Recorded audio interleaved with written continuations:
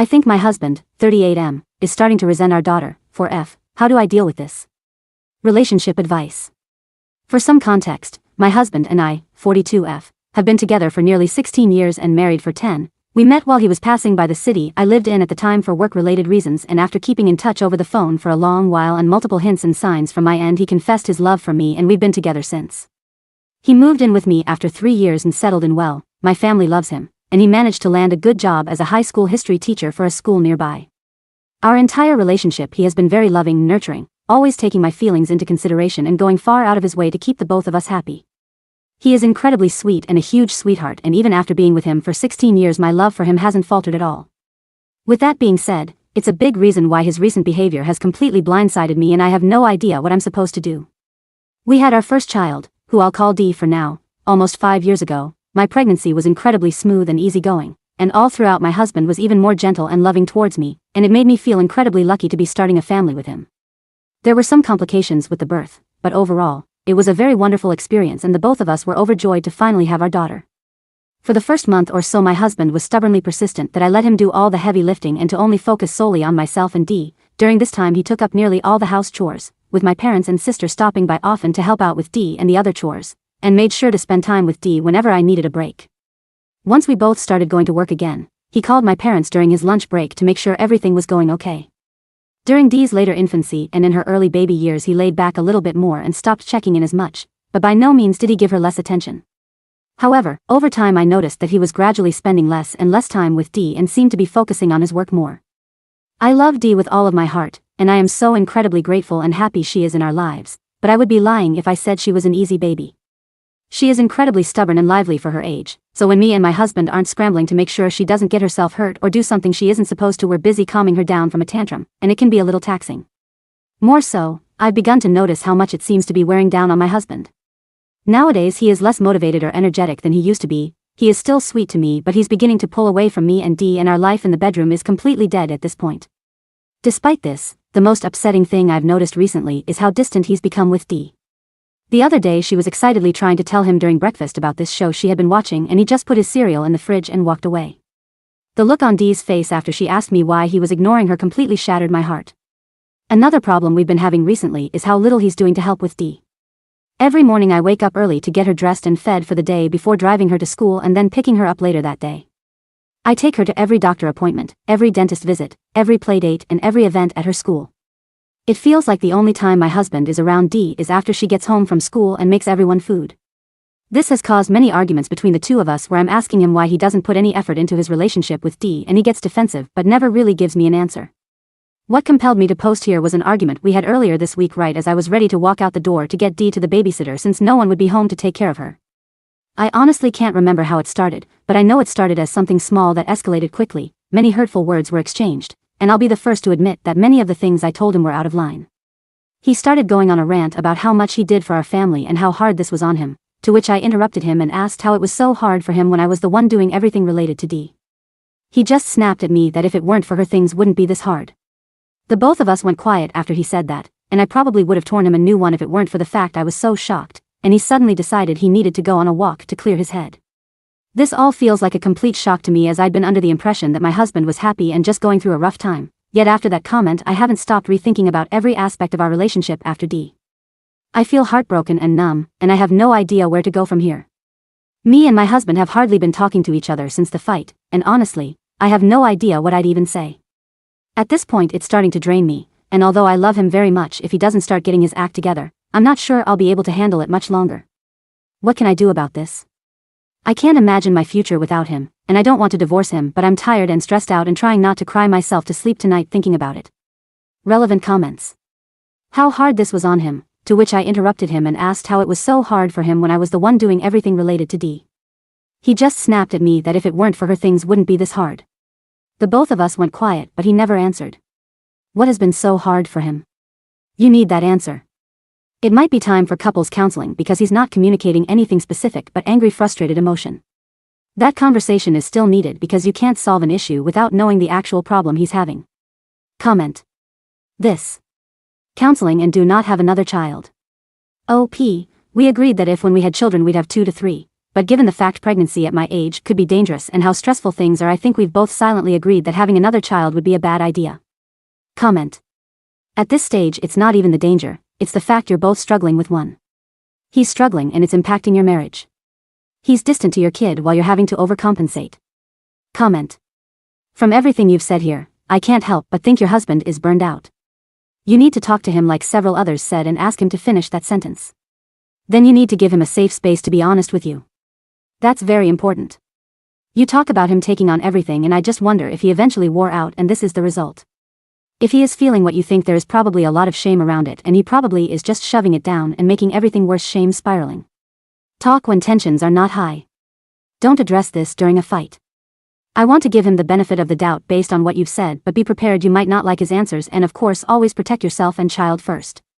OP, I am starting to worry there might be something going on with his emotional and mental health. In the past he's shown signs of something underlying that made me raise an eyebrow, but I shrugged them off because most of the time he was very happy and rounded. I guess it's all starting to boil over at this point and I'm really worried I made it worse with the argument since he's even more distant now. Comment. He's a teacher. That job has gotten harder every year for years. I wouldn't be surprised if he's burned out at work and burned out at home. Dealing with kids all day and coming home to a kid, having done it, is not easy. It's very, very hard, even though the kids aren't the same age. His students drain everything away, and then he comes home to an adorable chatterbox who drains even more. He needs therapy for burnout and a planned time and strategy to recharge his batteries. Update, 2 days later. A lot has happened since I last posted and, in all honesty, I don't know where to begin, though I guess I should start with telling me and my husband are going to go to couples counseling and I'm very optimistic of things going back to the way they were before everything started to boil over. I want to take a moment to thank everyone who commented and helped me understand what he and I are going through and how to navigate it. Someone even recommended an episode from this podcast that helped me a lot. I didn't expect this to get so much attention, but either way I am very grateful for everyone who left helpful and insightful advice for me. When I originally posted, the argument that sparked my posting about this happened almost a whole week before, though now it has been a little over since we had the argument. The day after I posted, I decided to look into therapy and counseling for me and my husband, as well as play therapists for Dee, as some people suggested her being so dysfunctional wasn't normal and she might be going through something as well, either related or unrelated to the behavior of my husband and I.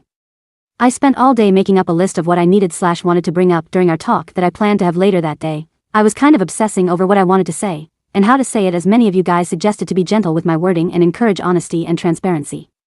Dee was sick, so she didn't go to school. And I alternated between focusing on preparing for the talk and making sure she was okay and taken care of while my husband was at work. I was in the middle of getting some medicine for my daughter around 12:30 p.m. when my husband called me. I answered and he asked me how my day was going, and if there was anything I needed him to do after he got off work or when he got back home. I was a little surprised by him calling since he hasn't called me on his lunch break for a checkup in a long while, and I could have been crazy, but it sounded like he'd just been done crying because he sounded a little raspy and quiet. Me and him talked for all his lunch break. I didn't bring anything up since I just wanted to have a conversation with him and wanted to save the actual talk until we were in person, until eventually he had to go and hung up.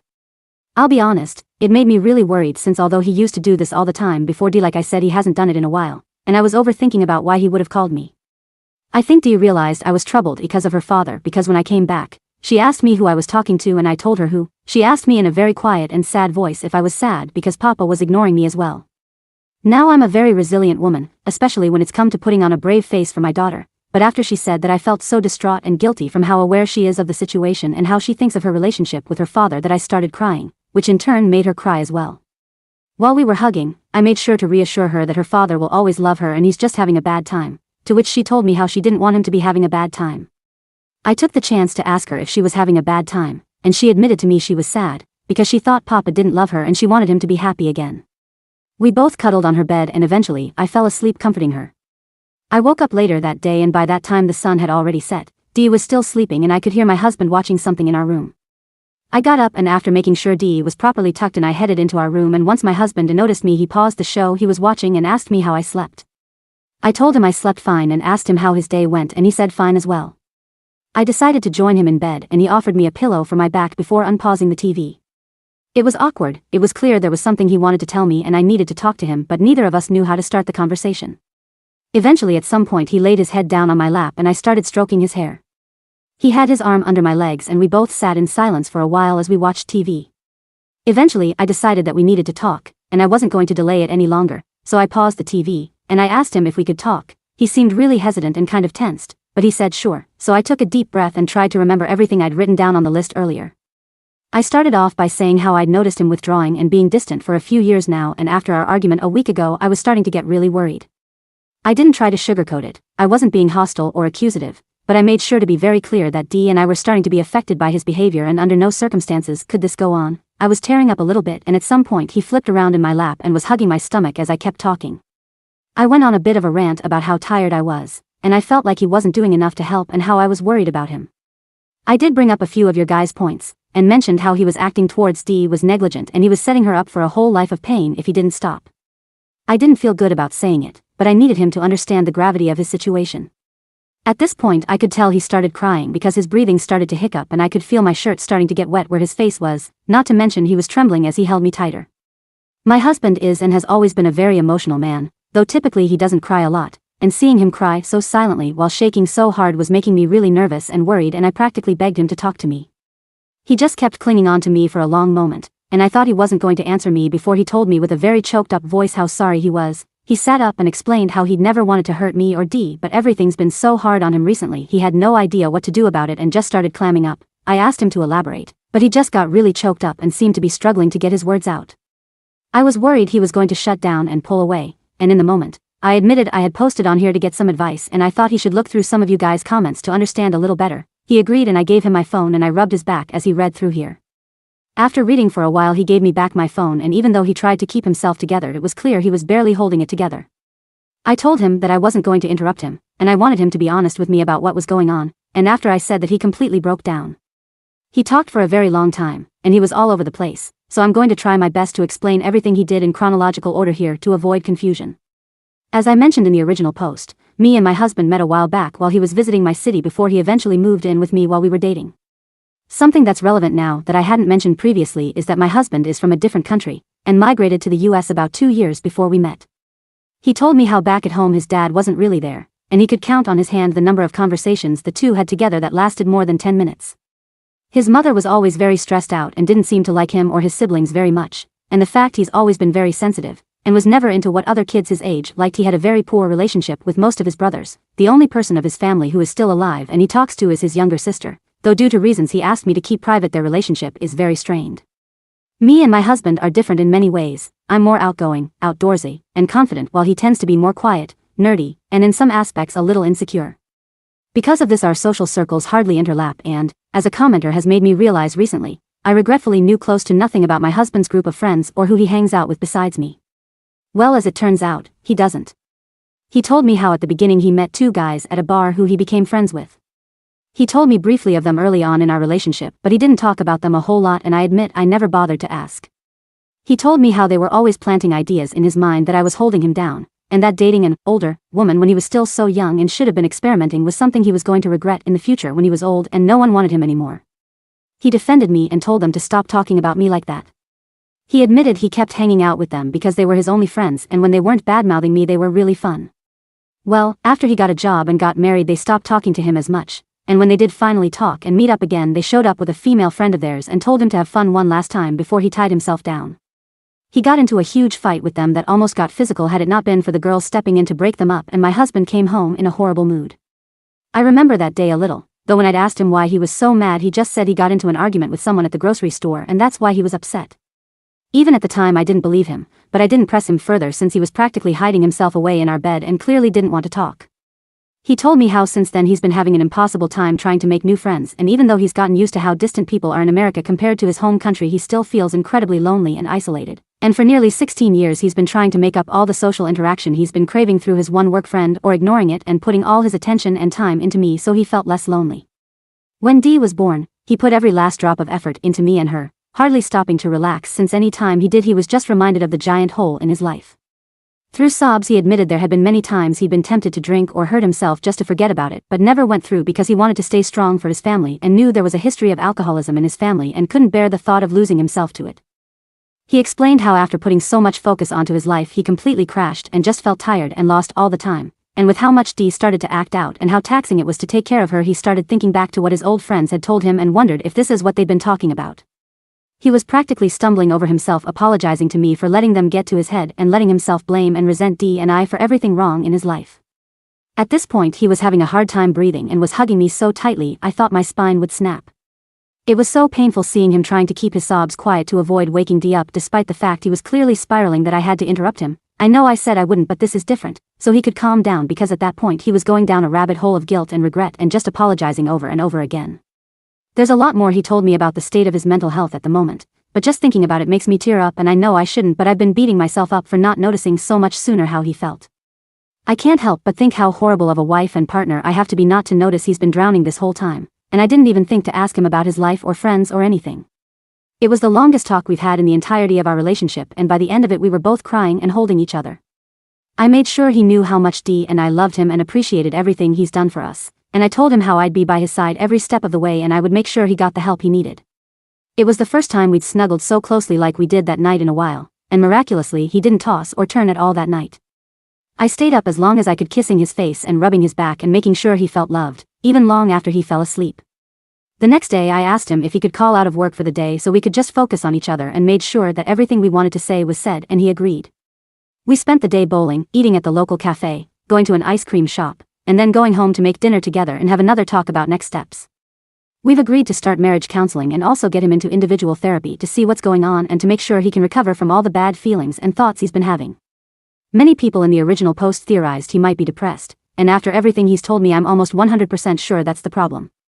We both picked Dee up from school and asked if she wanted to go play at the park, and she was very happy to. I let my husband take the lead and watched as the two played on the playground and chased each other in the grass. I hadn't seen him that happy and energized in a very long time, and it made my heart swell. On the car ride home he sat in the back seat with her and played I Spy out the car window until Dee told me very excitedly how she was so happy Papa loved her again. I could practically hear my husband's heart shatter from the driver's seat, and he was quiet for a very long time before he just hugged her and didn't say a word the rest of the car ride home. Dee had a very guilty expression on her face seeing my husband get so sad, and I think my husband noticed because when we got home, he quickly excused himself to the bedroom for a second before coming back out almost as happy as he had been in the park and trying to make Dee feel better. The rest of the day went smoothly, and as I was getting ready in the bathroom to go to bed, I heard my husband in the next room over telling Dee how much he loved her and how he never hated her and never wanted her to think so. I could hear them reading a bedtime story while I waited in bed, and eventually my husband came into our room and got in bed with me. We talked a little bit more and I told him how proud I was of him for how far he's come and all he's managed to survive before kissing him and getting him to cuddle me again, which took no convincing from my end. As I'm writing this I'm lying in bed, and he's fallen asleep against my chest while snoring very loudly. I don't think I'm going to be able to get any sleep myself today, lol. We made plans to go on a weekend getaway this week. Dee's going to stay with her cousins for the time being, which she is very excited about since they have a pool, and she loves to swim. I am forever grateful to everyone who decided to leave a comment and who helped me out through this, as I can only see our love growing stronger after this. My only regret is not having caught up years before this all happened, but there's nothing I can do about the past, and I'm going to just focus on repairing and rebuilding our marriage. My husband told me to tell you all he says thank you for all the concern and for also slapping some sense into him about his behavior, and he made a joke about just taking our problems to Reddit every time instead of paying so much for counseling sessions. This is going to be the only update unless our house blows up or something, so thank you to everyone who took the time out of their day to read and listen to my story, and if you're going through something similar, I heavily advise you sit down with your significant other and get down to the root of the problem. Trust me, it will do wonders for your relationship. Edit, I forgot to add this in, but he explained the reason he walked away when Dee was having a conversation with him was because he'd been really overwhelmed that day and felt like he was going to pass out, and, in all honesty, she was starting to get on his nerves. He apologized to her about it and promised to never do it again. Dee was very sweet and understanding with him, and I am very proud of both of them. Relevant comments. I honestly think you'll be okay as a couple as individuals if you keep communication plus getting outside help as in couples counseling and individual therapy. Take it one day at a time, but I believe you'll figure it out. Good luck to all of you. O.P. Thank you. I'm really grateful to everyone who commented for clearing my head a bit and showing me his possible side of things, because if I'd just left this to myself I doubt we would be where we are now. Comment. This is why calm, open and honest communication, listening and understanding each other is very important. I'm so happy for your family that you got to the bottom of this and immediately started on figuring out how to make things better. And you actually have a good husband there, doesn't give in to peer pressure and stands up for you even when you're not there looking. You have one of the good ones, willing to listen and improve. You are on the right path on this. Take it one step at a time, don't rush, beautiful things need time to be made, Build might not be perfect, but at least build with a stronger foundation. Counseling is the first step, and there's nothing wrong about it. It just shows that both are willing to understand each other and want to know how they can improve things in their marriage. Hope you keep loving, respecting, and understanding each other. Always make sure to communicate and be honest with each other about your feelings. It's refreshing to see posts here on Reddit of couples who genuinely love each other, who will do everything to keep their relationship, marriage, and family intact. Wishing all the best for your family, OP.